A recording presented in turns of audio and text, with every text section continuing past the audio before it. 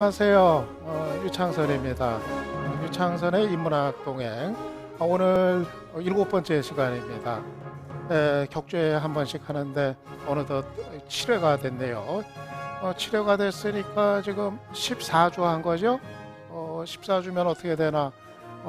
나누기 4 하면은 3달, 한 이제 4달 가까이 이제 한 셈이네요. 그동안 이제 인문학 강좌 그 아프리카 TV 통해 가지고 아프리카 TV에서 이제 인문학 강좌 처음으로 이제 아프리카 TV 사상 처음으로 인문학 강의 이제 해본 건데 참 여러 가지로 좀 흥미진진했던 것 같아요. 예, 처음에는 얼마나 시청자들이 올까 또 좀 걱정도 되고 전혀 또 안 올. 예, 아무래도 얘기가 이제 무거운 얘기들이니까 또 이제 그런 걱정도 들고 이제 그랬는데 그래도 이제 꾸준히 이제 찾아주는 분들이 이제 고정적인 또 우리 그 시청자들이 이제 계셔가지고 그래서 뭐 게임 방송이나 뭐 저렇게 뭐 예능 방송 이런 것처럼 뭐 거기에 그런 거 이제 견줄 거는 아니지만은 그래도 이제 뭐 꾸준히 이제 뭐 방송이 가능한 그런 이제 환경인 것 같습니다. 오늘도 지금 진작부터 보니까 지금 채팅창 보니까 아주 그냥 이 시간만 되면 고정적으로 오는 분들 오늘도 다 그냥 대기하고 이제 계셨던 것 같아요. 예, 인문학 강좌 이제 팬들이 이렇게 이제 형성이 된 것 같습니다. 예. 오늘 지금 배경이 달라졌죠? 지금 이제까지 하던 방송하고 분위기가 이제 팍 달라졌습니다. 저 뒤에 한번 보세요. 뒤에 이렇게 이렇게 화면이 이렇게 이제 나오고 전에는 떠미님 별풍선 감사하고요.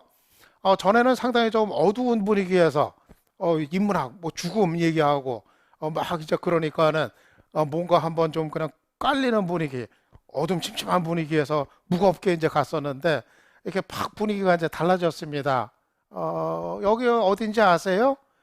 여기가 지금 워너비님 지금 뭐 그 경기뿐만 아니라 오늘 지금 아프리카 TV에서 뭐 또 완전히 뭐 또 게임 방송 이쪽에서 뭐 축제 뭐 분위기인가 봐요. 그래서 또 아프리카 TV 시청자들이 그리로 또 많이 가가지고 그래가지고 오늘은 진짜 인문학 강좌 아주 골수 팬들, 골수 시청자들끼리 이제 방송하는 뭐 그런 날일 것 같아요. 바로 오늘 같은 날, 다 게임 방송으로 막 그냥 몰려간 날, 이 인문학 강좌 시청하고 있는 여러분들이 진짜 인문학의 갑입니다. 예? 이런 날 진짜 옥석이 가려집니다. 시청자들 중에서도 어떤 분이 진짜 인문학을 사랑하고 인문학에 관심이 있는 분들이었는지 오늘 이제 드러납니다.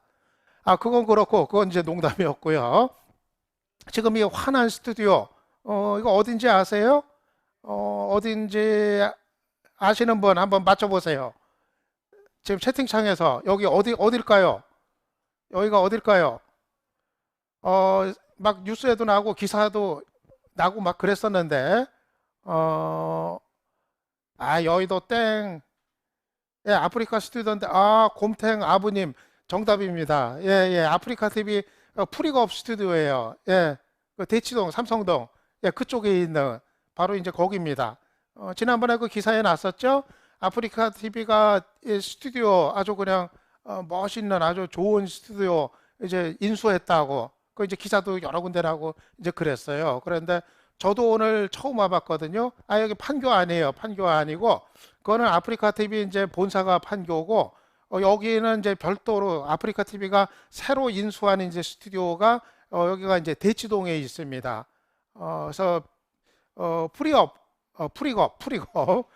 스튜디오인데 시설이 굉장히 잘 돼 있어요. 스튜디오가 뭐 작은 거 뭐 하나가 아니라 큰 스튜디오도 있고 아래층 위층 해서 스튜디오도 뭐 여러 군데 있고 이제 그렇거든요. 그래서 제가 이제 오늘 와보고서 저도 이거 처음 와봤는데 곰곰이 생각이 드는 게 이 밑에 층에는 굉장히 넓은 스튜디오가 있어요. 방청을 할 수 있는 방청객들 많이 와가지고 방청도 할 수 있고 그런 스튜디오가 아주 넓은 스튜디오가 되어 있거든요. 그래서 참 이 인문학 강좌 같은 것도 나중에 좀 이제 될 때 그런 넓은 스튜디오에서 여러분들 좀 초대해가지고 여러분들하고 같이 그렇죠 공개 방송이죠. 예, 워너비님 얘기처럼 공개 방송 여러분들이 방청객으로 오시고 그래가지고 한번 좀 인문학 장치 같은 거 하는 거 이런 것도 좀 좋을 것 같아요. 이게 이제 가능해졌더라고요. 저도 여기 처음 와봤는데 그런 게 다 가능하게 돼 있어요. 그래서 우리 앞으로 좀 그런 것도 좀 같이 여러분하고 저도 같이 연구를 합시다. 신디 무라지님 방청객으로 꼭 오시겠다고요? 예, 방청객으로 오세요. 예, 나중에 그런 행사 있으면 나중에 제가 지난번에 얘기 드렸잖아요.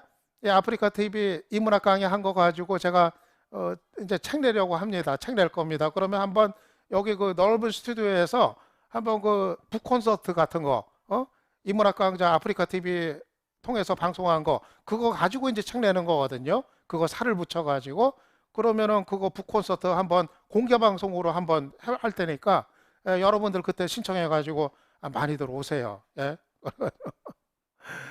예. 아무튼 이렇게 제가 저 그냥 아프리카 TV 전에는 아프리카 TV 제가 이제 시사 방송하면서 예, 플릭 사랑님도 별풍선 감사하고요.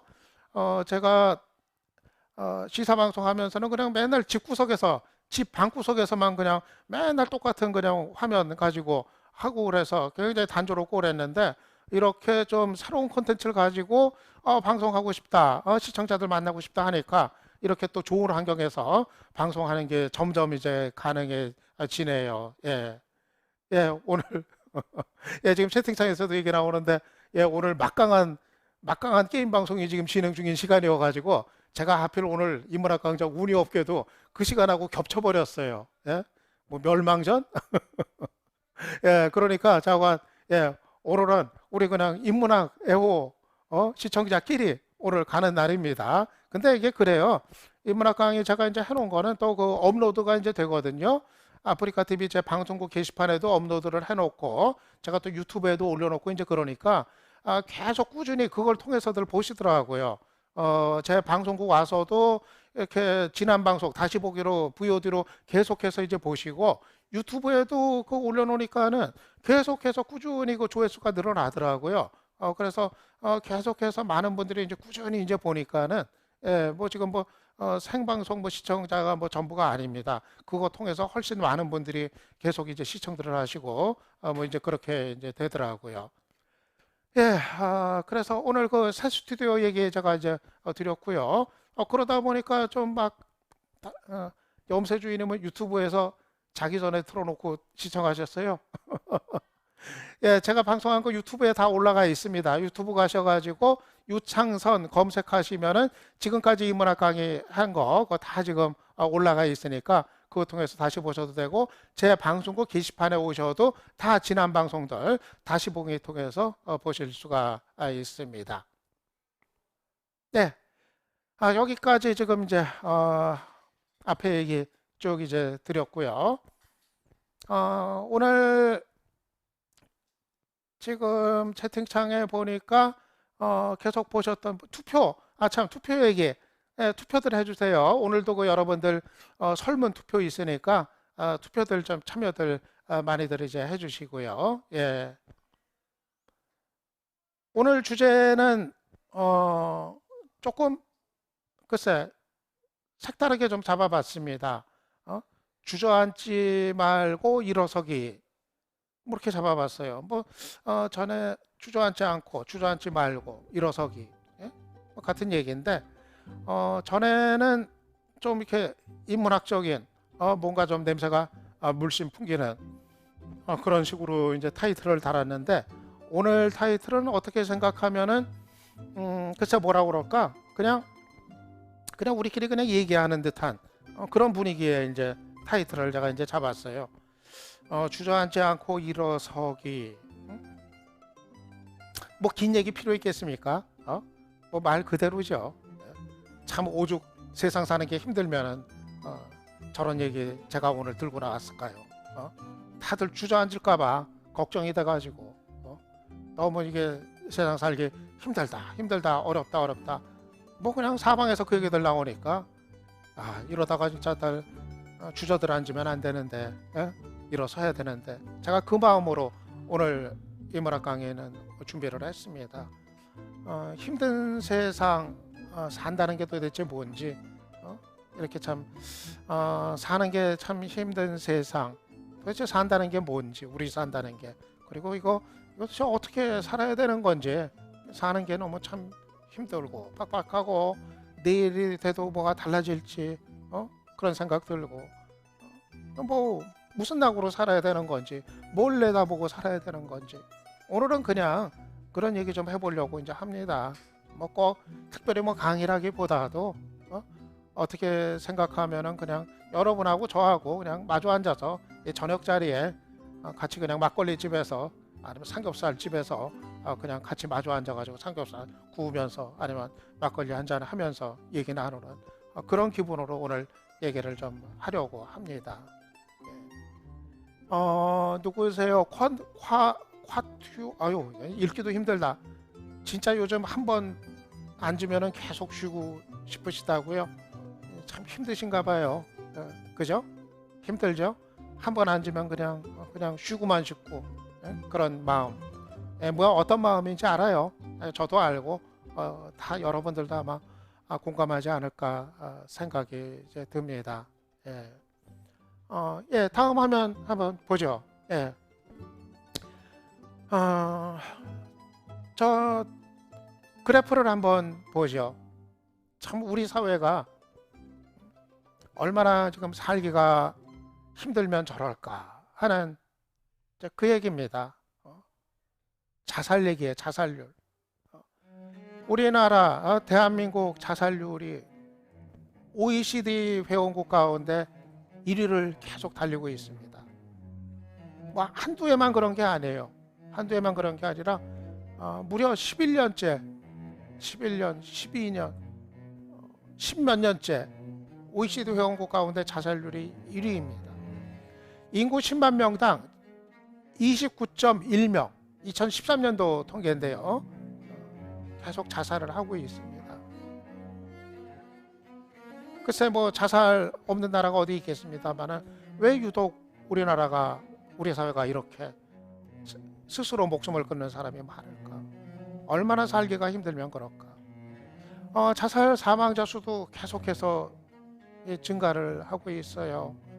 한 해에 14,400여 명이 자살을 하고 있습니다. 한 해. 그러니까 하루로 따지면은 한 40명 가량이 매일 자살을 스스로 목숨을 끊고 36분마다 한 명꼴로 자살을 한다는 그런 이제 얘기가 이제 된 겁니다.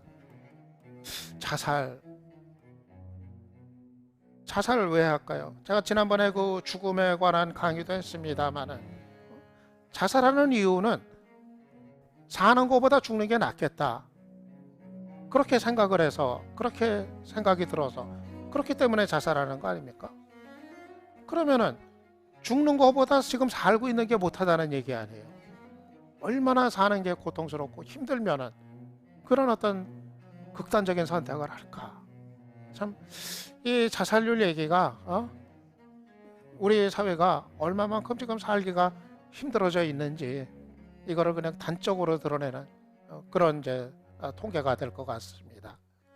예, 다음 볼게요. 한번 우리 사는 우리 사회에서, 우리 대한민국 사회에서 우리가 한 생 살아가는 그 경로 한번 따져봅시다. 우리가 여러분이나 저나 어떻게 지금 살아가고 있는지 다 정해져 있어요. 피해가기가 어려워요. 10대가 되면은 중학생, 고등학생 되면은 그래도 우리 때는 조금 낫었는데 지금은 청소년들, 중고생 난리예요, 난리.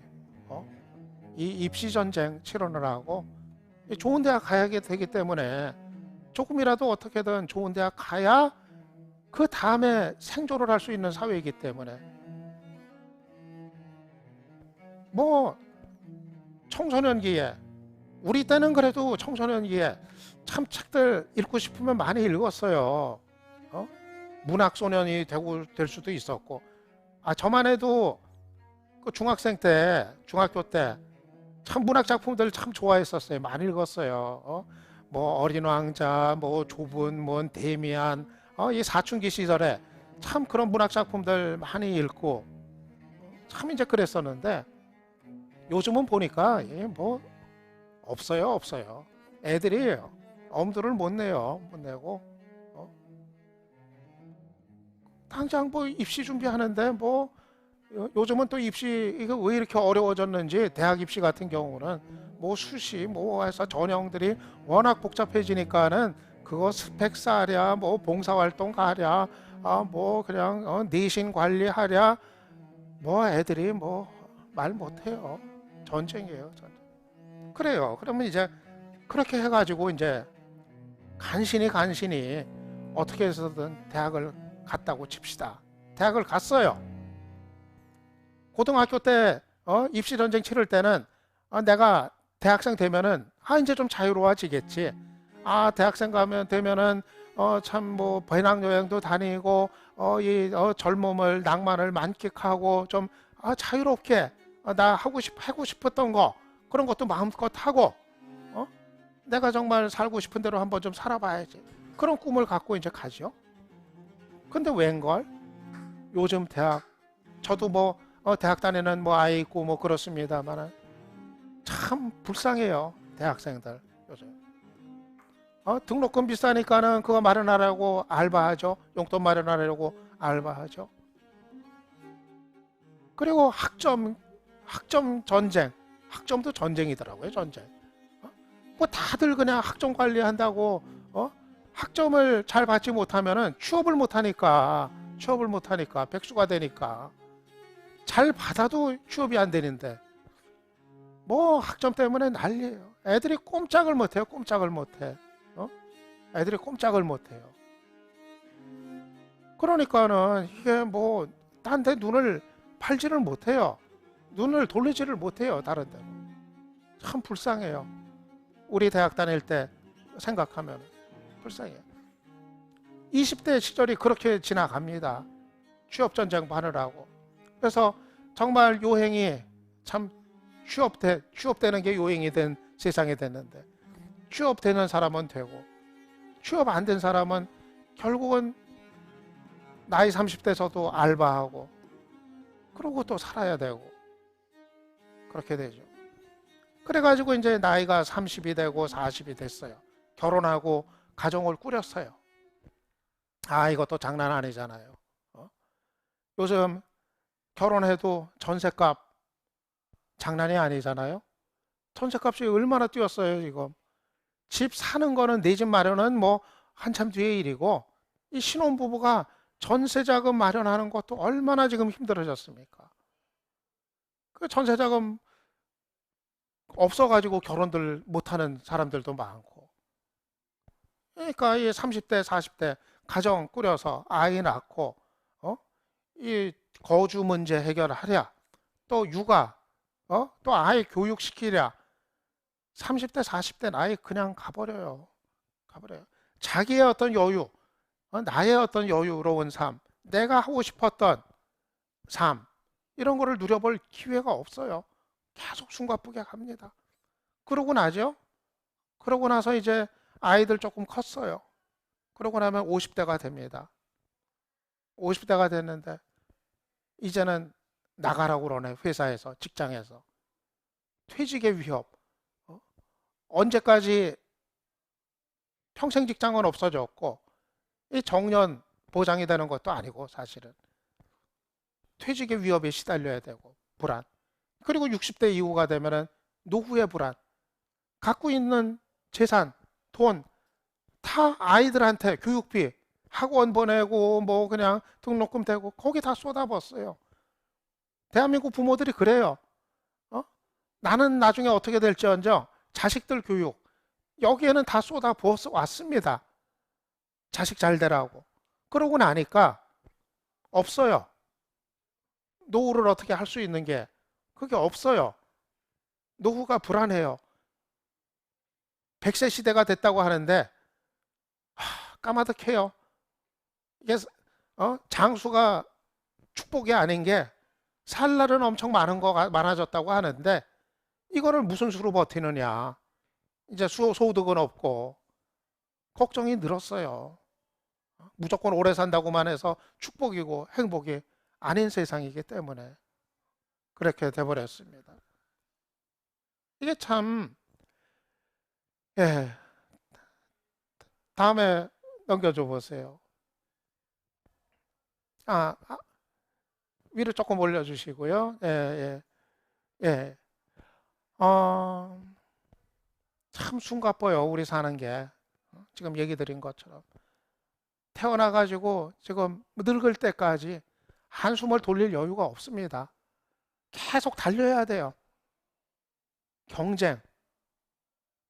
이 신자유주의 시대 모든 게 경쟁입니다. 경쟁에서 낙오되면 안 되고 경쟁을 해야 되고 경쟁이 미덕이고 경쟁에서 살아남고 이기는 게 최선입니다. 경쟁에서 도태되고 낙오되면 구제받지를 못합니다. 그게 오늘날의 우리들의 삶입니다. 한계 상황에 도달하고 있다는 느낌이 들어요. 우리가 처한 이 상황이 이 정도면 거의 한계 상황에 도달하고 있는 거 아닌가? 어떻게 사람이 이 이상 더 어떻게 살 수가 있을까 하는 생각이 들 정도입니다. 어떻게 생각하면은 다들 미쳐버린 것 같아요. 저는 솔직히 다들 미쳤어요. 응? 나도 미쳤고 같이 사는 저 사람들도 미쳤고 이 사회에 사는 사람들이 다 미쳐버린 것 같아요. 어떻게 생각을 하면은 그냥 이 아주 그냥 이 사람이 사는 게 뭔데, 사람이 사는 게 원래 뭐였는데 이 사람답게 사는 어떤 여유나 뭐 이런 거 전혀 이런 거 누리지도 못하고 갖지도 못하고 그냥 계속 달리는 거예요. 그냥 쉬지도 못하고 이렇게 우리가 살아가고 있습니다. 이 사회가 도대체 이게 말이 되는 사회인가? 정상적인 사회인가? 이러고서 사람들이 어떻게 사는가? 제 연배 되면은요, 이 퇴직하고서 퇴직금 가지고 자영업하고 빵집 차리고 동네에서 치킨집 차리고 그랬다가 들어먹은 사람들 천지예요. 천지예요. 그 자영업들 다 할 줄 아는 게 없으니까 무슨 체인 이렇게 해가지고 프랜차이즈 해가지고 퇴직금 받은 거 다 쏟아부어가지고 그냥 고생은 고생대로 하고 새벽부터 밤늦게까지 그냥 부부들이 달라붙어가지고 돈은 안 벌리고 결국은 손해보고 문 닫고서 참 그러고들 살아요. 이게 문제는 그냥 어려운 게 문제가 아니라 문제는 출구가 안 보인다는 게 문제입니다. 우리가 다 너나 할 거 없이 그런 한계 상황에 이제 내몰리고 있는데 문제는 출구가 안 보여요. 이게 달라질 거라는 희망이 안 보입니다, 지금. 뭐 사회가 좀 바뀌든지 뭐가 좀 달라져야 되는데 그래도 열심히 일하면은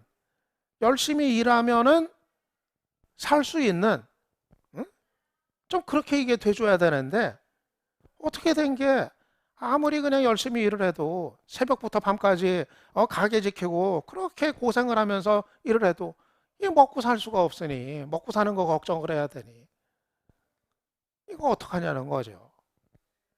힘들다는 얘기가 그거 아니에요. 참 힘들다 사는 게.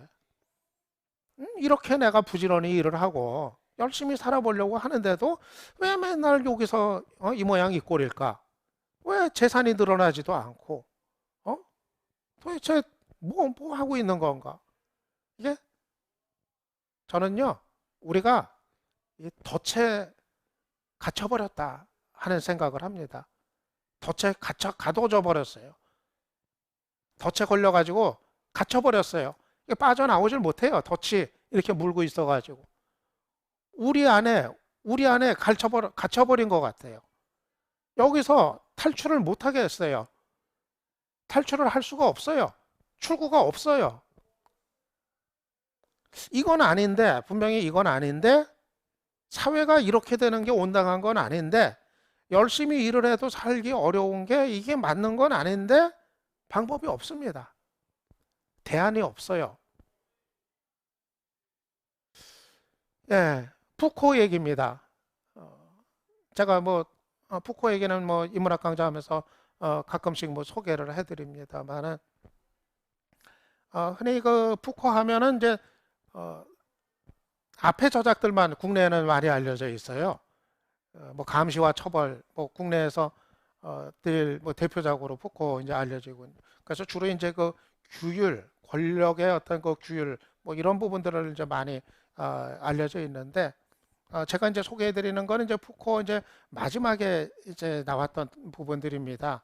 마지막 그 이제 강의에서 나왔던 것들, 그런 얘기들을 제가 이제 소개를 해드리고 이제 하는데, 보세요. 이제 저 무슨 얘기인지 한번 제가 설명을 해볼게요. 이 신자유주의 사회에 대한 얘기를 푸코가 이제 말년에 죽기 전에 강의에서 이제 많이 했습니다.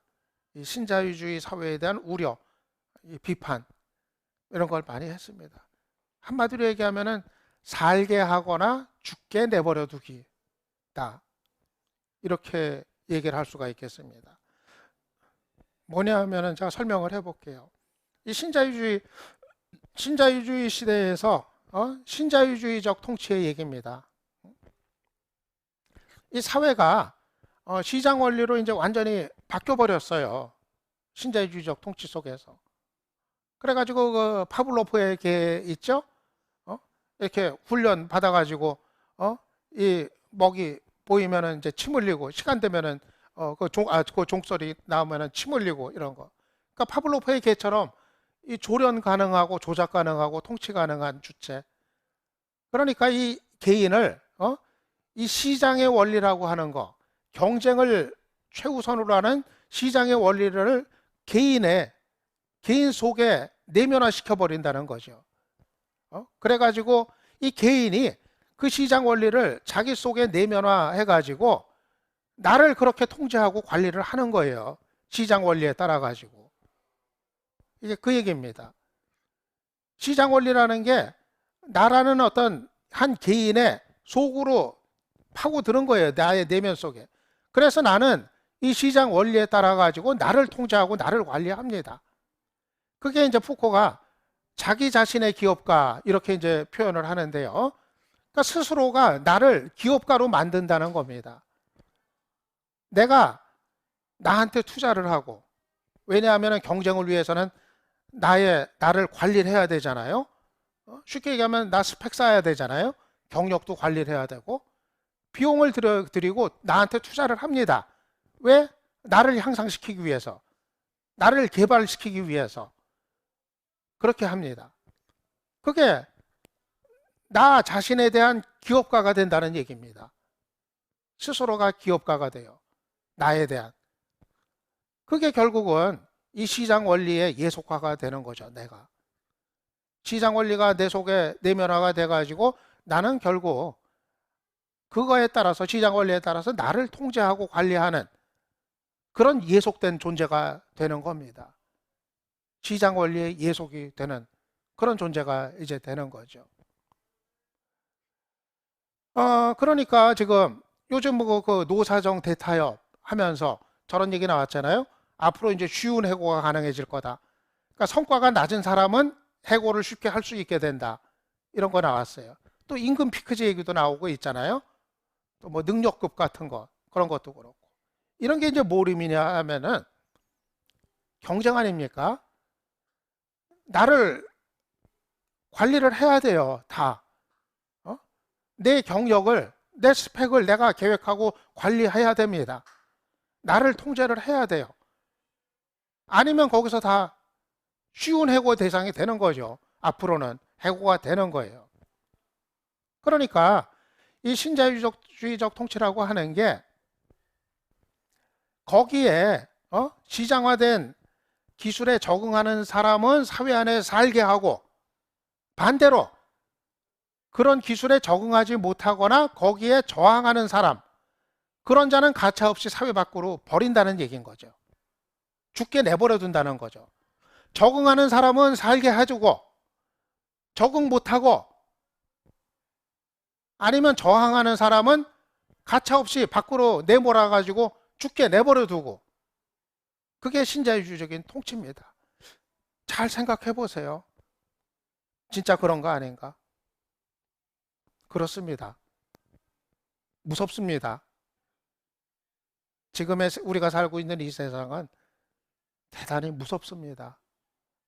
내가 살게 되는 사람은 살지만 사회 바깥으로 버려지고 죽게 내버려두는 사람은 그냥 내버려두고 죽을지 모릅니다. 무섭습니다. 네, 다음 화면 볼게요. 그럼 우리가 이제 언제부터 이렇게 사는 게 참 힘들어졌을까? 물론 이게 이제 지금만 힘든 게 아닙니다. 사실은 이 인간이 산 역사가 참 여러 가지로 힘든 역사였어요. 사실은 고대부터 시작해가지고 장자크 루소는 인간 불평등 교원론 뭐 여러분도 뭐 많이 아시는 제 책입니다만 그 책에서 저런 얘기를 합니다. 인간 이제 불평등이 이제 언제부터 시작이 됐는지 루소 얘기는 저런 거예요. 원래 인간은 그 자연 상태 아주 옛날에 고대 이전에 자연 상태 그때는 참 평화롭게 살았다는 거예요. 인간답게. 이제 그러던 것이 사유재산이 생기고 사유재산제가 생기고 그리고 이 사람들이 외부의 평판을 의식을 하고 그러니까 다른 사람들이 나를 어떻게 볼지 그걸 이제 의식하기 시작하면서 이게 사는 게 이제 참 힘들어졌다는 얘기예요. 불평등이 이제 생기고 예속이라는 게 생기고 그러다 보니까 이 사람들이 결국은 이제 노예가 돼 버리더라 했던 게 이제 루소의 이제 얘기입니다. 그러니까 이 루소 같은 경우는 저런 그 인류의 그 역사를 굉장히 그 불평등이 형성이 되면서부터는 계속 저게 이제 유지가 되면서 사람들이 예속된 삶을 사는 이런 역사로 이제 봤던 겁니다. 그러니까는 다른 사람으로부터 호의적인 평가를 받기 위해서 바로 그런 위치에 서기 위해 가지고 사람들이 너도나도 거기에 눈이 뻘게 가지고 사는 그런 이제 세상이 됐던 거죠. 물론 이제 반대의 얘기도 있습니다. 그러면 이제 인류 역사가 이렇게 뭐 안 좋은 쪽으로만 갔느냐? 예를 들어서 그 스티븐 핑커 같은 경우 국내에 번역이 되어 있는 이제 착한 본성의 천사라는 이제 책이 있는데요. 그것도 많이 알려진 책인데 좀 다른 반대의 견해입니다. 인류 역사상 이 폭력이라고 하는 것이 시간이 갈수록 이제 줄어들었다. 이런 거를 이제 통계로 이제 분석을 하고 이제 입증을 합니다. 그러니까 요즘 21세기가 가장 폭력적인 시대다. 인류 역사에서 가장 폭력적인 시기다. 이런 주장은 사실과 다르다는 얘기죠. 지금은 폭력이 그래도 문명과 이성에 따라서 이게 발전하면서 폭력이 줄어들었다. 인류 역사가 전개가 되면서. 이런 이제 반대 주장도 이제 있습니다. 다만 제가 그 언젠가 지난번 그 불안 강의할 때도 얘기 들었습니다만 이 그 현대에 있어 가지고 우리를 불안하게 하는 이 보이지 않는 것들 보이지 않는 그 구조 이것의 어떤 그 무서움 이런 거는 제가 다시 좀 얘기를 할 수가 있을 것 같습니다. 네, 다음 볼게요.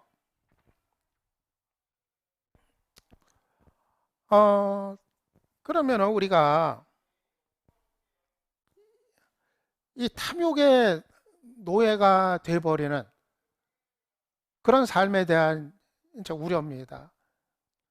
이 신자유주의 사회에서 경쟁의 미덕이기 때문에 너도 나도 다 눈이 뻘게 가지고 이 물질적인 탐욕 이것이 이제 노예가 됐을 때 참 이 세상이 어떻게 될까?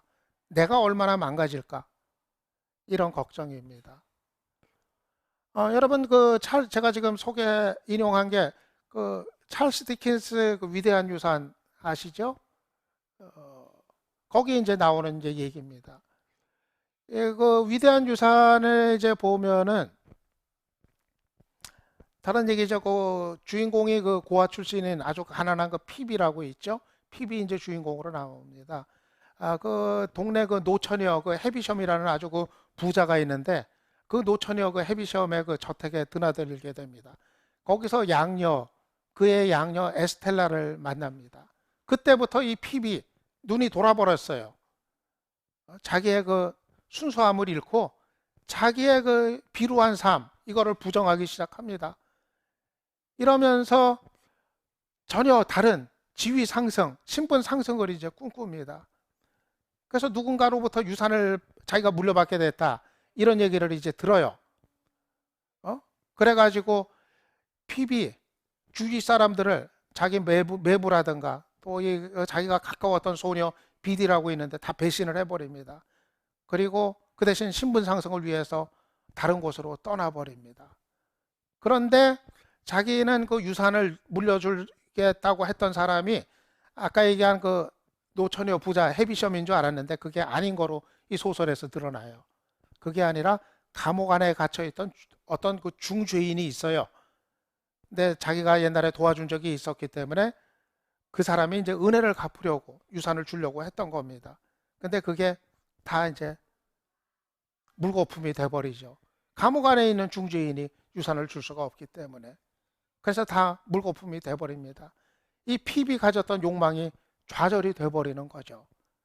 뭐 막 새로운 어떤 신분 상승을 꿈꾸고 그러면서 주위 사람들 배반하고 그랬는데 모든 게 물거품이 돼버렸습니다.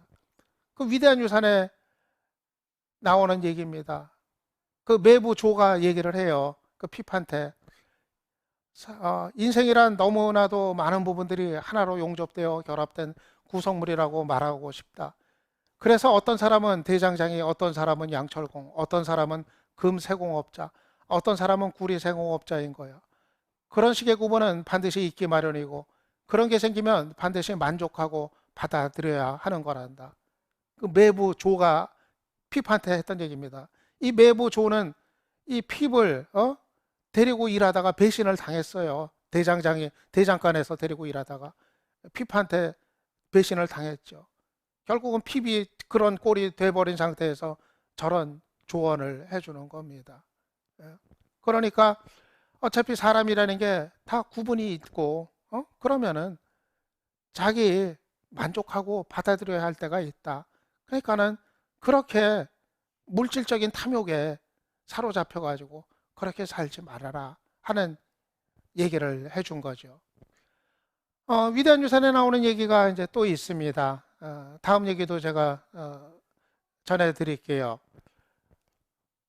여기서 이제 핍이 나중에 이제 한 얘기입니다. 핍이 이제 다 모든 게 물거품이 된 상태에서 그 비디한테 하는 얘기예요. 비디는 자기가 역시 배신하고 떠났던 여자친구입니다. 만약 지금 나와 함께 세상을 헤쳐나가며 살 거라고 분명히 나를 위해 이 세상을 더 나은 세상으로 만들겠다고 그리고 그런 일을 통해 나를 더 나은 사람으로 만들겠다고 말해줄 수 있다면 그러면 나도 너를 위해 이 세상을 더 나은 세상으로 만들기 위해 노력할 거야. 핍이 비디한테 얘기를 합니다. 이게 무슨 얘기냐면 결국은 이제 핍이 이제 정신적인 성장을 하게 된 겁니다.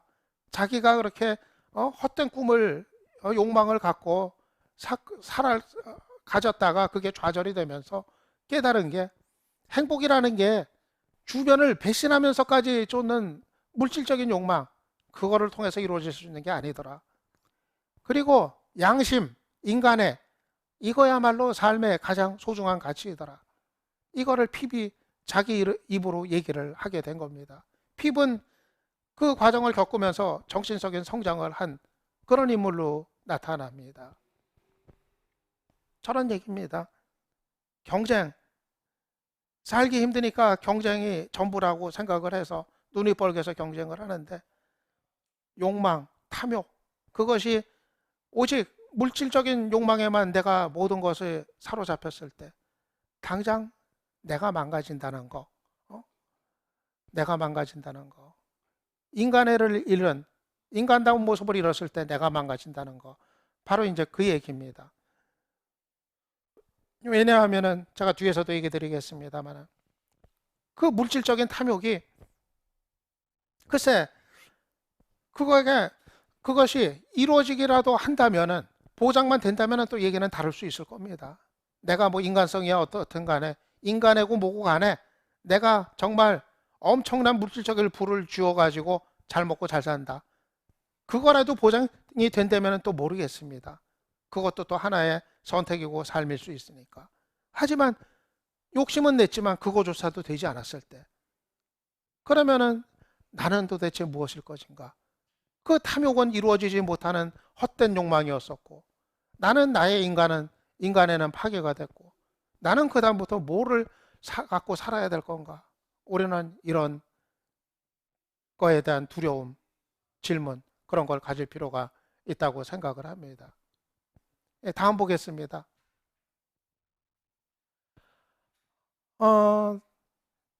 이런 얘기입니다. 물질적인 욕망을 키우고 살았는데 그것이 전부라고 믿었었는데 근데 그 욕망이 이루어지지 못한다면 그럼 나는 어떻게 할 거냐? 그때 나는 어떻게 할 거냐? 나의 인생은 그것으로 끝이 났다고 선언을 할 거냐? 그리고서 나의 채워지지 못한 이루지 못한 욕망 앞에서 고개를 떨구고 남은 인생을 살아나갈 것인가? 그래서는 안 된다는 얘기인 거죠.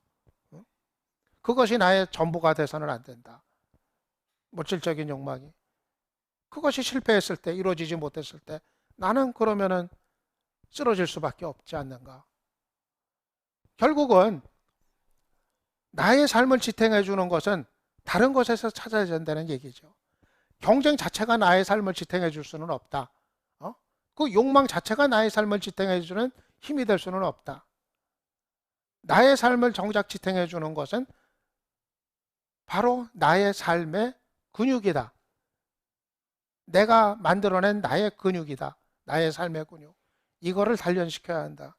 그 얘기를 드리고 싶은 겁니다.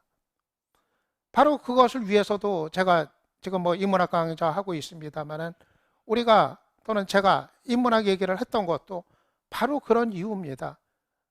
제가 인문학 강좌 처음 시작하면서도 그런 얘기 들었습니다만은 결국 나의 삶을 지탱해주는 나의 힘, 그거를 만들어 가고 또 나의 삶의 어떤 근육을 내가 만들어 나가는 거. 우리가 인문학을 공부하고 인문학적인 사유를 하자 하는 얘기가 바로 그것 때문인 겁니다. 뭐 지식을 더 얻어가지고 남들 앞에서 뭐 더 뭐 몇 개 더 아는 척하고 철학자 얘기하고 그거는 그렇게 중요한 건 아닐 겁니다. 다음 보겠습니다.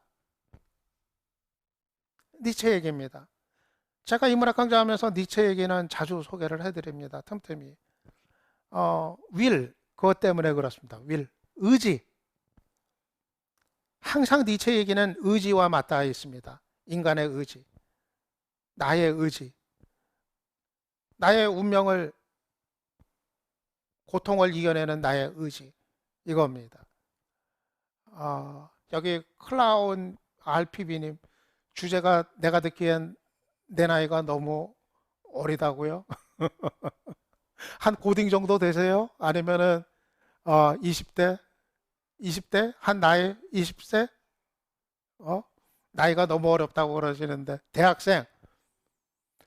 제가 얘기 잠깐만 조금 다른 쪽으로 빠집니다만은 잠깐 나이가 20살이에요.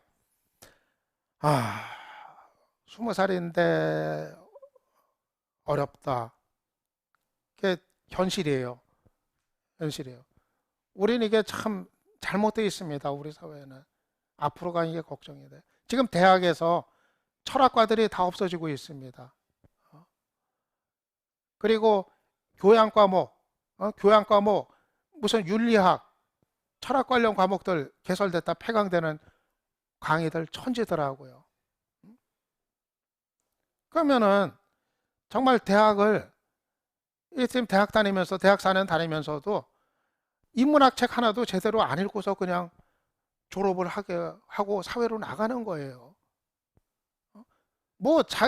내가 왜 사는지, 내가 어떻게 나의 내면을 성장시켜야 되는지 생각해 볼 겨를도 없이 그냥 취직하고 사회로 나가는 겁니다. 그 사람들이 그래가지고 나중에 나이 30대고 40대고 그래가지고 어려운 삶의 과정을 겪을 때 뭐를 견뎌낼까? 무슨 힘으로 견뎌낼까? 걱정도 되고 또 이 사람들이 함께 사는 거를 가 뭔지를 알까? 나만 사는 거 말고 같이 산다는 게 뭔지를 알까? 생각을 할까? 이런 것도 걱정이 되고 많은 걱정이 듭니다. 이러다 보니까는 정작 대학에서는 인문학 같은 거 접할 기회가 없고 그냥 건너뛰었다가 사회에 나가서 살아보니까 그때 이제 막 이게 내 문제가 되는 거예요. 이게 사는 게 힘들구나. 내가 제대로 살고 있는 건가? 나는 도대체 왜 사는 거지? 내가 이게 제대로 살고 있는 걸까? 나는 이 어려움에서 어떤 선택을 해야 될까? 그때 가서 이게 막 부딪히니까 그때 가서 이제 인문학 공부하러 다니는 거예요. 인문학 강좌 들으러 가고 인문학 책 사서 보고 이게 참 바뀌어 버렸어요. 대학에서는 인문학이 사라져 버리고 정작 사회에서는 인문학 열풍이 불고 참 그렇습니다. 그래서 모르겠습니다. 제가 하고 있는 이런 인문학 강좌가 그나마 좀 아프리카 TV 통해서 합니다만은 좀 그나마 좀 그런 거에 대한 좀 보충을 해줄 수 있는 역할 같은 거 좀 앞으로 좀 할 수 있고 좀 그랬으면 좋겠습니다. 예, 니체 얘기 들어갈게요. 니체 얘기입니다. 그를 죽이지 못하는 것은 그를 더욱 강하게 만든다. 무슨 얘기일까요? 저는 저 얘기 들으면서 책 읽다가 니체의 그 이 사람을 보라 이제 나오는 얘기인데, 좀 전율 비슷한 걸 느꼈어요. 그를 죽이지 못하는 것은 그를 더욱 강하게 만든다. 그러니까 살아남았다는 얘기죠. 고통 속에서도. 고통, 어려움 속에서도 살아남았다는 거죠. 이겨냈다는 거죠. 이겨내면은 더 강해진다는 얘기입니다. 어려움이 있고 고통이 있더라도 그거를 극복해내면은 더 성장을 한다. 더 강해질 수 있다. 니체는 그 얘기를 하는 겁니다. 우리는 아주 거센 바람처럼 그들 위에 살고자 한다. 독수리와 이웃하고 마녀설과 이웃하며 태양과도 이웃하면서 거센 바람이라면 그렇게 산다. 니체 얘기입니다. 아주 거친 환경 속에서 거센 바람처럼 그렇게 살려고 한다. 니체는 저런 어려움이나 고통이나 이런 거를 두려워하지 않았습니다. 왜냐하면은 자기의 의지, 인간의 의지, 그거로서 이겨내야 된다. 이겨낼 수 있다. 그렇게 생각을 해왔었거든요. 결국은 지금 우리가 참 사는 게 힘들다. 이 힘든 삶을 어떻게 이겨낼 것인가 하는 그 얘기로 가는 겁니다. 다음 보겠습니다. 니체는 어느 정도였냐 하면은요, 가장 자기가 어려웠을 때 자기의 정신이 깨어 있었다고 얘기를 합니다. 니체가 한 얘기를 볼까요? 니체가 굉장히 건강이 안 좋았어요. 여러 군데가 아주 고장이 나고 그런 상태에서 이제 저런 얘기를 했습니다. 그보다 양호한 상태였더라면 나는 그렇게 숙고하지 못했을 것이고 그럴 수 있을 만큼 충분히 예리하지도 냉정하지도 못했을 것이다. 삶이 내게 가장 어려운 것을 요구했을 때 삶은 내게 가장 가벼워졌다. 그러니까 내가 건강이든 육체적인 상태이든 뭐든 간에 내가 힘들고 어려웠을 때 나의 정신은 가장 깨어 있었다. 그 얘기입니다.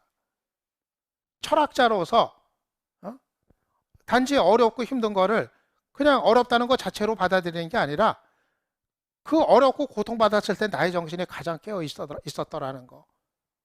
그 얘기를 하고 있습니다. 그리고 삶이 나한테 가장 어려운 걸 요구했을 때, 내가 가장 어려운 상황이었을 때 삶이 나한테 가장 가벼워졌다. 아모르 파티, 제가 지난번에도 얘기를 했었죠. 나를 사랑하라. 아모르 파티. 그 얘기입니다. 자기애. 가장 어려운 상황. 이때 나는 가장 가벼워졌다. 나를 사랑할 수가 있었다. 결국은 우리가 살아가면서 이렇게 힘든 세상 속에서 살아가면서 힘들었을 때 니체는 두 가지 얘기를 하는 겁니다. 이 힘들었을 때 나의 정신이 깨어 있을 것. 가장 나의 정신이 깨어 있을 시간. 내가 힘들 때. 또 하나는 나를 사랑할 것. 힘들 때 나를 사랑할 것. 자포자기하지 말고 힘들었을 때 나를 부정하지 말고 나를 깎아먹지 말고 나를 사랑할 것. 거기서 그 힘든 거를 덜어내고 넘어설 수 있는 그 힘이 가능할 수가 있을 겁니다. 다음 보겠습니다. 파우스트 얘기 좀 해보겠습니다. 괴테의 파우스트 얘기. 여러분들도 뭐 많이들 아시죠? 이 파우스트가 악마하고 그 계약을 하지 않습니까? 악마 그 메피스토펠레스하고 계약을 합니다. 그런데 그 계약에서 통해서 하려고 했던 여러 가지 그 인생들 이런 게 다 실패하고 비극으로 끝나버립니다. 그런데도 이 파우스트는 그런 여러 가지 그 시도들이 다 비극으로 끝났는데도 계속 시도를 합니다. 그 파우스트의 그 불굴의 의지 이런 게 드러나는 겁니다. 끊임없는 열정, 삶에 대한 계속해서 뭔가 도전하는 그 삶의 모습. 나는 오로지 갈망하고 그것을 이룩하였고 또다시 소망을 품고서는 그다지도 기운차게 일생을 돌진해 왔다. 파우스트의 얘기입니다. 마지막에 파우스트가 그 계약을 어겨가지고 계약을 어겼을 때 천사들이 구원을 해줍니다. 계약을 어겼음에도 불구하고. 그때 천사들이 뭐라고 했냐면은 언제나 열망하며 노력하는 자, 그 자를 우리는 구원할 수 있노라. 그 파우스트의 그 열망과 노력을 높이 평가해가지고 구원을 해줍니다. 결국은 그 파우스트의 인간은 노력하는 한 방황하는 법이니라. 파우스트의 그 노력하는 삶, 끊임없는 열정, 의지, 도전. 이 파우스트의 삶에 대한 얘기입니다. 어려움이 있지만은 어려움이 있고 힘들지만은 앞에서 얘기했었던 자기 사랑 그리고 깨어있는 정신 이거를 가지고서 좀 더 그 뜨겁게 사는 열정을 가지고 그것이 우리가 놓아서는 안 될 그런 삶이다 얘기를 할 수가 있을 겁니다. 뜨겁게 살자 제가 드리고 싶은 얘기입니다. 물론 그 결과는 성공일 수도 있고 실패일 수도 있고 내가 뜻하고자 했던 걸 이룰 수도 있고 그렇지 못할 수도 있을 겁니다. 하지만 정말 원 없이 뜨겁게 살 수 있는 삶, 뜨겁게 살아보는 삶, 우리에게 소중한 겁니다. 네, 다음 보겠습니다. 역시 그 니체의 얘기입니다. 자라투스트라는 이렇게 말했다에 나오는 얘기. 저는 이 니체의 이 얘기는 정말 대단한 얘기입니다. 이 부분은. 나의 제자들이여, 이제 나 홀로 나의 길을 가련다. 너희들도 이제 한 사람 한 사람 제 갈 길을 가라. 내가 바라는 것이 바로 그것이다. 진실로 너희들에게 권하거니와 나를 떠나라. 그리고 자라투스트라에 저항하여 스스로를 지켜라. 더 바람직한 일은 자라투스트라의 존재를 부끄러워하는 일이다. 그가 너희들을 속였을지도 모르지 않는가. 자라투스트라의 입을 빌어가지고 니체가 했던 얘기입니다.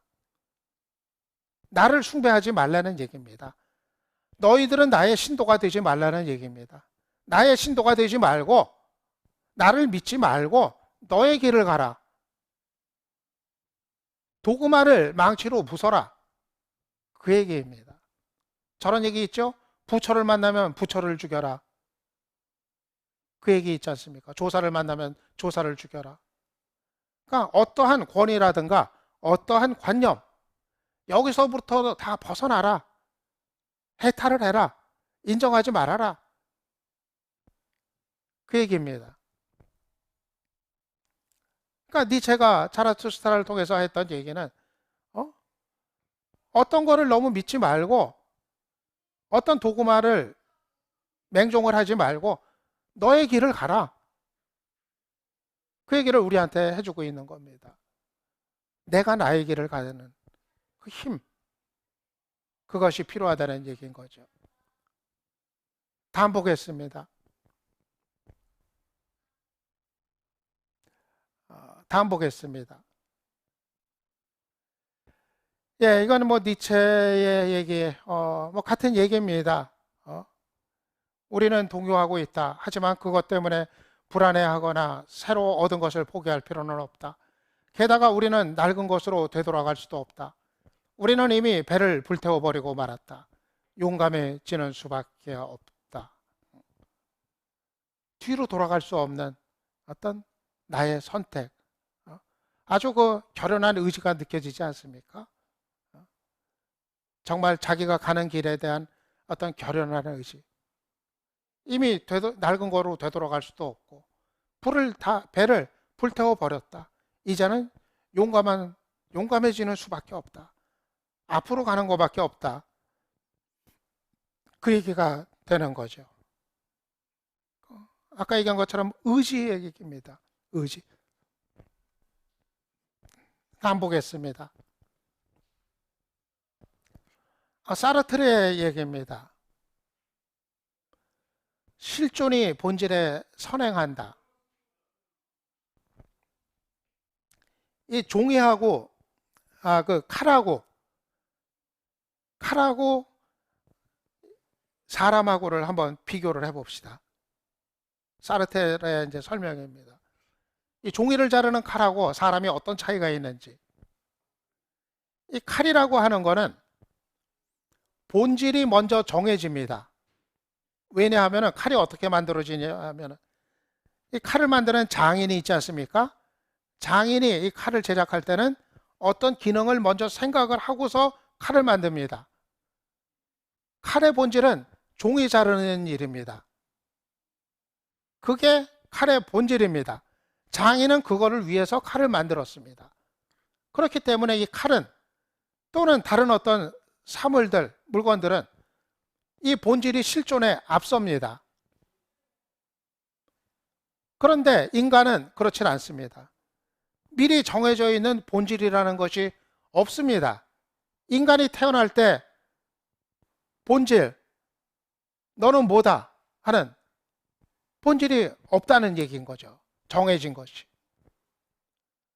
만약에 인간한테 미리 정해져 있는 본질이라는 것이 있다면 이 인간의 과거나 현재나 미래가 모두 똑같이 존재를 할 겁니다.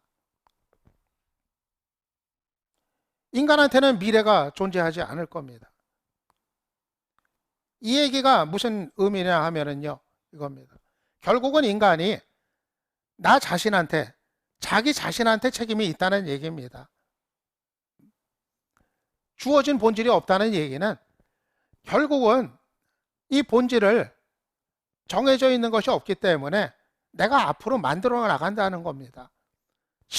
나의 실존이 먼저 있는 거고, 실존이 나의 본질에 선행을 하는 거고, 나의 본질은 실존하는 내가 만들어 나간다는 얘기입니다. 나의 선택에 의해서 우리의 삶이 정해진다는 얘기입니다. 결국 나를 책임지는 거는 나의 선택이라는 얘기인 거죠. 그 책임을 피하지 않는 것이 사르트르가 얘기한 안가주망입니다. 그 실존의 책임을 피하지 않는 것. 분명히 나한테 그 실존에 대한 책임이 주어져 있는데 나의 선택에 의해서 나의 삶이 만들어지는 것인데 이거를 피해서는 안 된다는 얘기인 거죠. 예, 다음 보겠습니다. 그러면은 제 얘기를 좀 정리를 해보겠습니다. 우리가 처음의 얘기로 돌아갑니다. 세상에 이게 아닌 것 같다. 응? 참 열심히 일하면은 잘 살아야 되는데 열심히 일하면은 이 먹고 사는 거 걱정은 안 하고 잘 살아야 되는데 그럼 세상에 이게 아닌 것 같다. 어떻게 해야 되죠? 가장 먼저 떠올리는 거는 우리가 먼저 떠올리는 거는 그러면 세상을 바꿔야 된다. 이 얘기가 나올 겁니다. 세상을 바꿔야 된다. 어떻게 바꾸냐? 열심히 일한 사람은 제대로 먹고 살 수 있게, 사람답게 살 수 있게 세상을 바꿔야 된다. 이 얘기가 나올 겁니다. 그런데 그게 그렇게 쉽습니까? 그게 쉬운 일이 아니거든요. 이 세상은 잘 안 바뀝니다. 이 세상, 더군다나 이 신자유주의 사회라는 이 거대한 사회, 이거는 그렇게 마음먹다고 해서 바뀌기에는 너무도 커져버렸습니다. 쉽게 안 바뀝니다. 물론 이 지금의 신자유주의 시대가 이 신자유주의 사회가 영원히 가지는 않겠죠. 하지만 쉽게 바뀌기도 어려운 거대한 존재입니다. 그러면 어떻게 할 거냐? 세상이 바뀌어야 된다고 생각을 했는데 막상 세상은 안 바뀐다. 어떻게 해야 되죠? 그러면은 그냥 좌절하고 포기하고 그냥 모르겠다 하고 그냥 캐세라세라 하고 그러고 살아야 될까요? 그건 아닐 겁니다. 세상이 안 바뀌면은 나를 바꿔야겠죠. 세상이 안 바뀌면은 나를 우선 바꿔야 될 겁니다.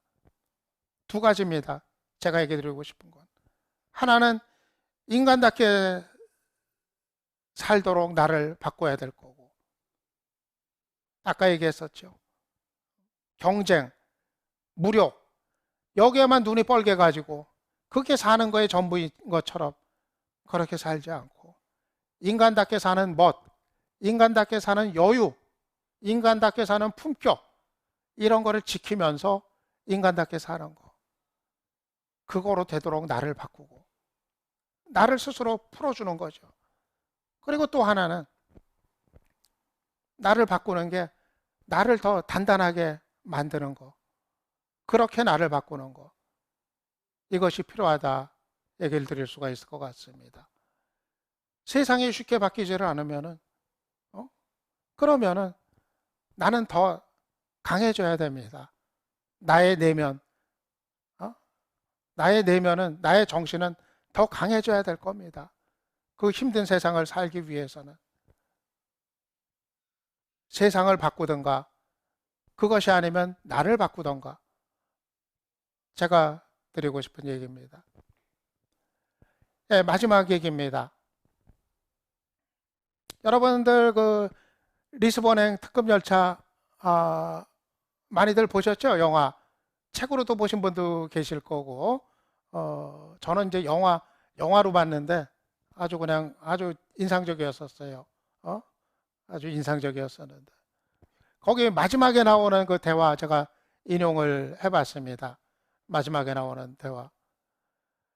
그 그레고리우스 그 주인공 그 학교 선생님 하다가 리스본을 어떻게 가게 됐죠? 우연하게.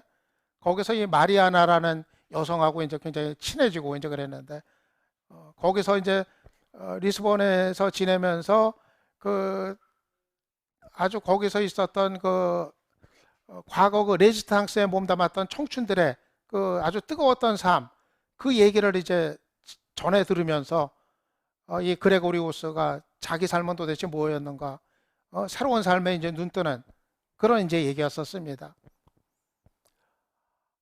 그레고리우스가 이제 그 청춘 남녀들의 그 뜨거웠던 혁명과 사랑의 그 얘기, 이런 거를 이제 접하면서 충격을 받았어요. 그들 인생에는 활력과 강렬함이 가득했던 것 같아요. 내 인생은 뭐죠? 그런 얘기를 마리아나한테 던집니다. 지난 며칠을 제외하고요. 이 그레고리우스는 57의 나이였는데 그 레지스탕스에 몸담았던 청춘들의 그 혁명과 사랑의 얘기, 그 뜨거웠던 삶의 얘기를 전해 들으면서 나는 도대체 뭐였는가? 내 인생은 뭐였는가? 이거를 생각하게 된 겁니다. 나는 도대체 그 청춘들은 그렇게 충만한 삶을 살아왔는데 내 인생은 도대체 뭐였는가? 허망하게 자기를 느끼기 시작을 했던 거죠.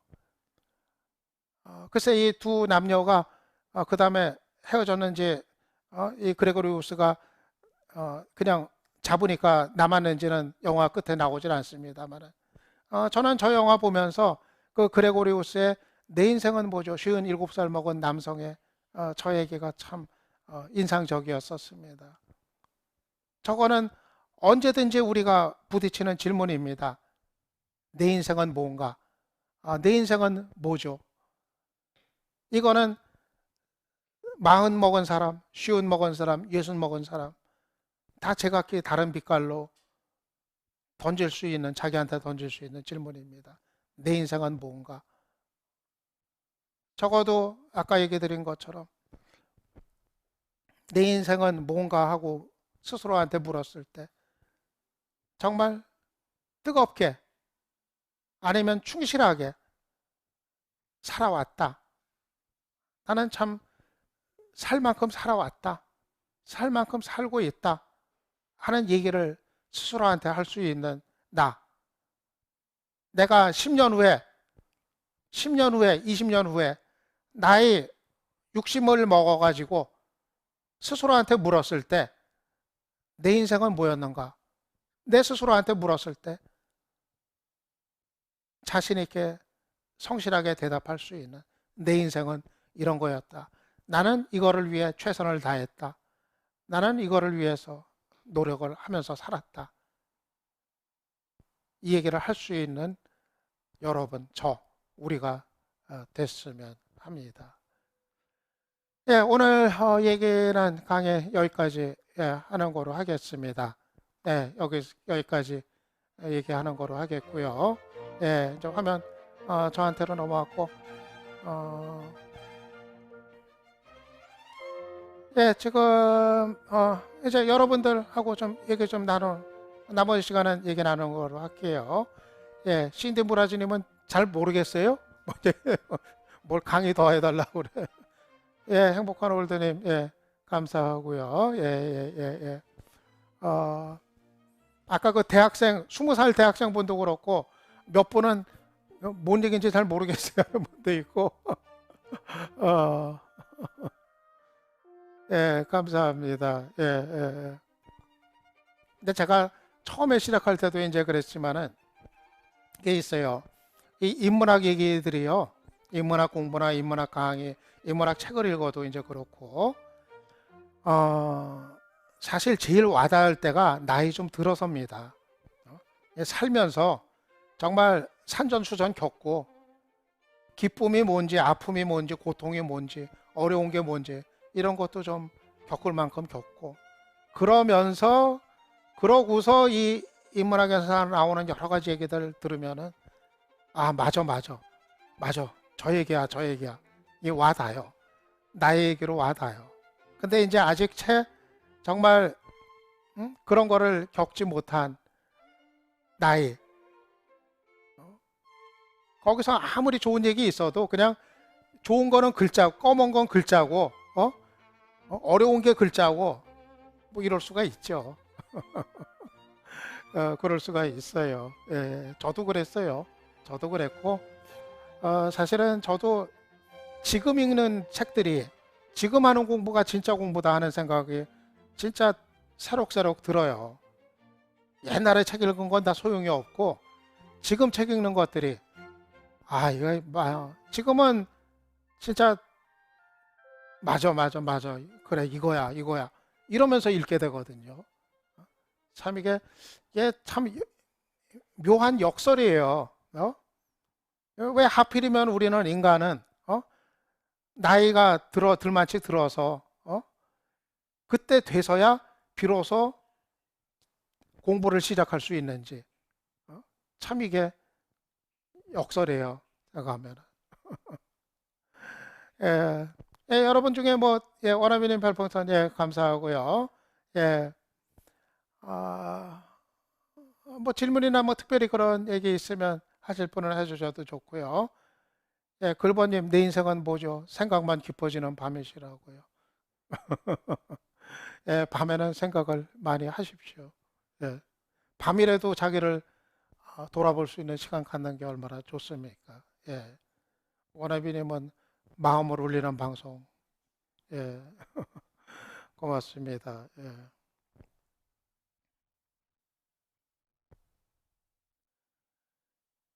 예, 그렇고요. 제가 그 다음번 그 예고 좀 화면 좀 올려주시겠어요?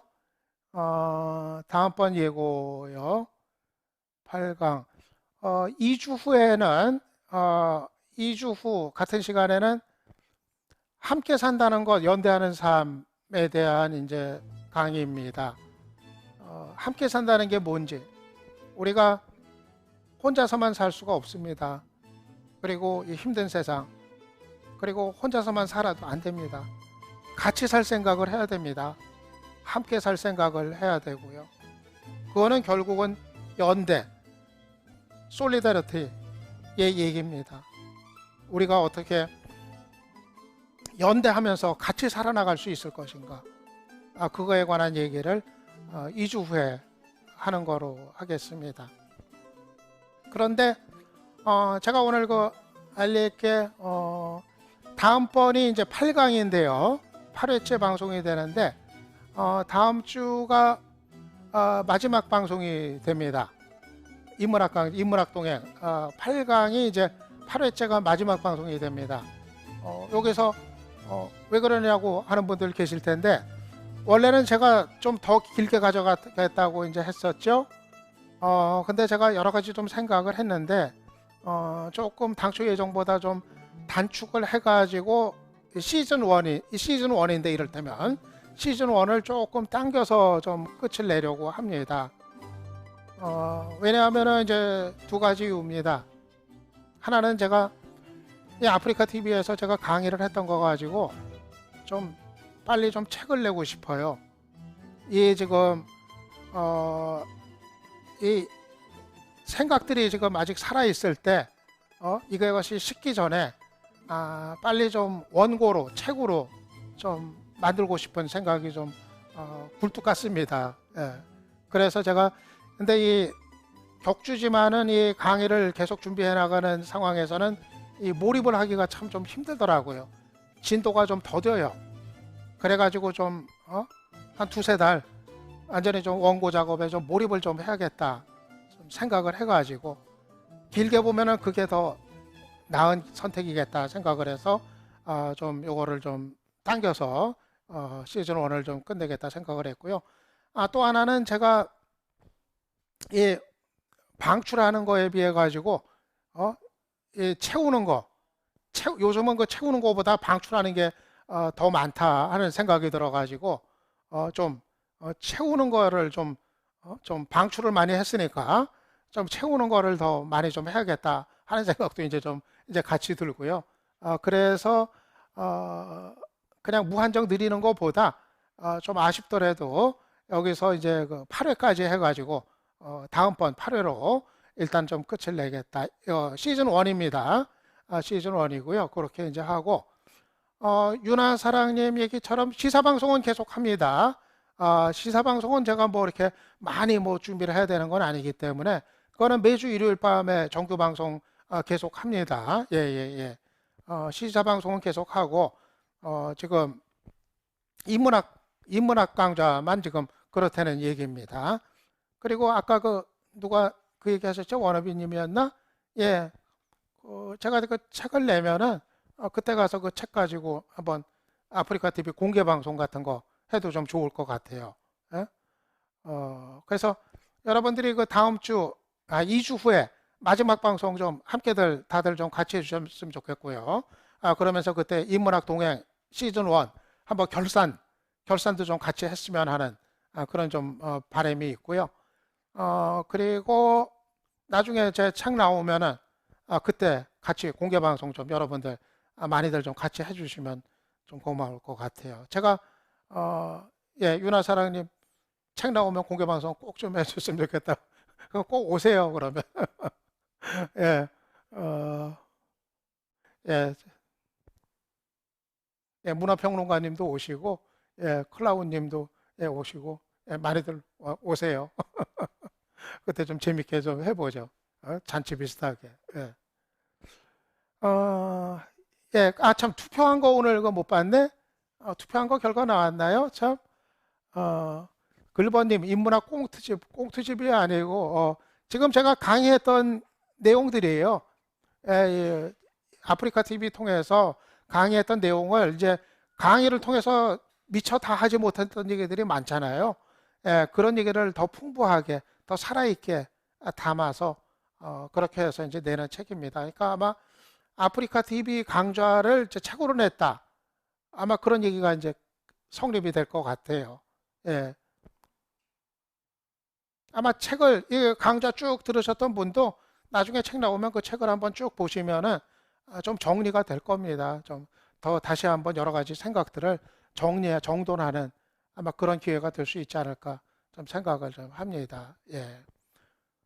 여러분들 그 투표하신 거 한번 어떤가 한번 좀 볼까요? 예. 음, 여러분들 그 인생에 대해서 어떻게 생각들 하시는지 살고 있는 거, 그거 이제 질문을 이제 드렸었는데, 이거 담배까지 딱 나오네, 채팅창에. 담배가 의미심장하다. 저 담배 연기 하나에 어, 뭔가 뜻이 담겨 있는 것 같은데요. 에, 그리고, 예, 묵시당님은, 계속 2개씩 별풍선 계속 주시는 거, 같아요. 그리고, 예,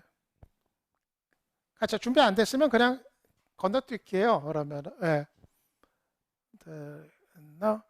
묵시당님은 계속 아까부터, 그리고 여기 누구세요? 채팅창에 이 강의를 들으면 담배를 안 필 수가 없다고요? 담배 피면서 듣는다. 나는 누구인가에 대해서 생각할 게, 내, 내, 내가 살아온 건 뭔가에 대해서 생각이 많으신가 보죠? 예? 반딧불님, 별풍선 감사하고. 참, 추천 안 하신 분들은 추천들 다 해주시고요. 추천 안 하신 분들은 추천들 다들 해주시고요. 추천 빠뜨린 분 계시면은 지금들 다들 챙겨 주시고요.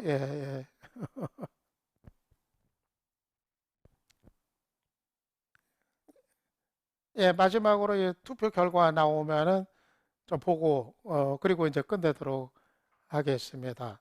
또 대신 우리 시청자들은 자기 인생을 어떻게들 생각하고 계신지, 어? 낙관한다가 비관한다가 조금 더 많고, 그러네요. 그래도 어느 한쪽으로 압도적으로 기울진 않았네요. 비관이 좀 더 많기는 한데, 34.9%, 낙관은 28.2%. 근데 비관이 저 정도면 저거 많은 거죠. 그죠?